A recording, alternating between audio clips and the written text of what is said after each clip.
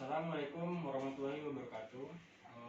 Perkenalkan, nama saya Randy Loren Andriansyah, dari kelas MBS 5G, NIM 185211222. Saya akan menjawab pertanyaan dari soal ujian akhir semester kami.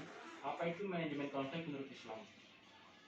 Pengertian konflik dan manajemen konflik yang pertama itu adalah konflik berasal dari bahasa Latin tentang conflicto, yang terdiri atas dua kata, yakni berarti bersama-sama dan filio, yang berarti pemogokan, penghancuran atau peremukan. Kata ini diserap oleh bahasa Inggris dalam Webster tahun 1974-2013 menjadi konflik yang berarti pertarungan, perebutan, kekuasaan, persengketaan, perselisihan, perlawanan yang aktif atau permusuhan. Pada hakikatnya, konflik dapat didefinisikan sebagai relasi psikologi yang antagonis. Sikap emosionalnya itu sangat bermusuhan. Struktur ini nilai yang berbeda, interaksi yang antagonis. Jelas berbentuk perlawanan halus, terkontrol, tersembunyi, tidak langsung hingga pada bentuk perlawanan yang sangat terbuka. Menurut Islam, konflik menurut Rohim ialah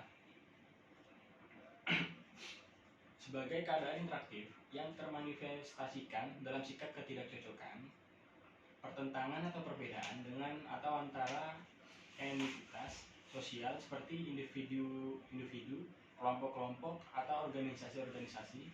Konflik berarti percekcokan atau pertentangan dari kedua belah pihak. Konflik sinonim dengan kata ikhtilaf.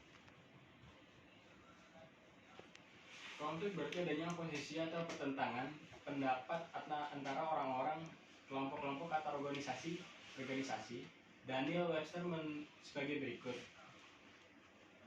persaingan atau pertentangan antara pihak-pihak yang tidak cocok dengan satu dengan yang lainnya. Yang kedua, keadaan di mana antara perilaku yang sangat bertentangan, misalnya pertentangan antara pendapat, kepentingan pribadi, atau pertandingan antar kelompok. Yang ketiga itu tentang perselisihan akibat kebutuhan dorongan,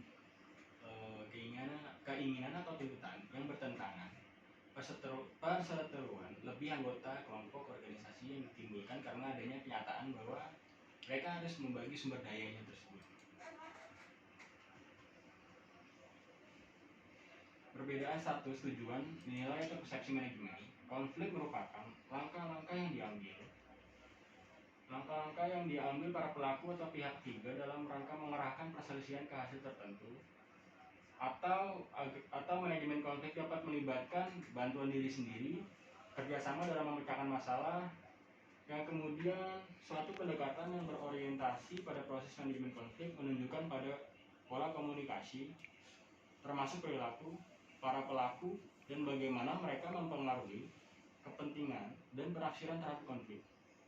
Dengan demikian, manajemen konflik merupakan seni dan ilmu mengelola pertentangan atau antagonistik antara dua pihak atau lebih baik seorang dengan seorang, antara seorang tersebut dengan kelompok, antara kelompok dengan kelompok, maupun antara kelompok dengan organisasi, atau mungkin pula antara perorangan dengan organisasi secara keseluruhan.